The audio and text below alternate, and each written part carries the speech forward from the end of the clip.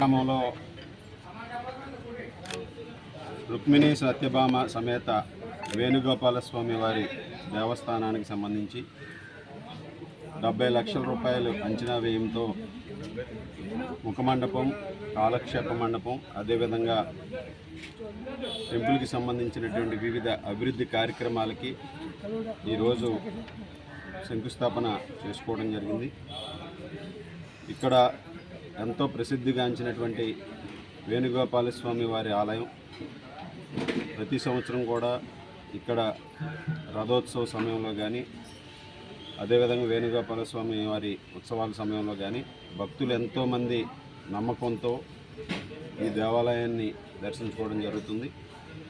ఈరోజు ఇక్కడ అటువంటి భక్తుల విశ్వాసాన్ని కాపాడే విధంగా ఇక్కడ అభివృద్ధి కార్యక్రమాలు కూడా ఈ దేవాలయం అభివృద్ధికి అనేక విధాలుగా చర్యలు తీసుకోవడం జరుగుతుంది. దానిలో భాగంగా 70 లక్షల వ్యయంతో ఇక్కడ అన్ని అభివృద్ధి కార్యక్రమాలని కూడా ఈరోజు శంకుస్థాపన చేయడం జరిగింది. భవిష్యత్తులో ఈ దేవాలయం మరింత వన్నె తెచ్చే విధంగా దువ్వ గ్రామానికి ఒక తలమానికంగా నిలిచే విధంగా కూడా ప్రభుత్వం అన్ని విధాలుగాను కూడా అభివృద్ధి చేస్తుందని ఈ సందర్భంగా తెలియజేసుకుంటూ, గ్రామస్తులు కూడా ఈ దేవాలయ అభివృద్ధిలో భాగస్వాములై వారందరూ కూడా ఈరోజు కంట్రిబ్యూషన్స్ ఇచ్చి ఈ దేవాలయ అభివృద్ధికి తోడ్పాటును అందిస్తున్నారు.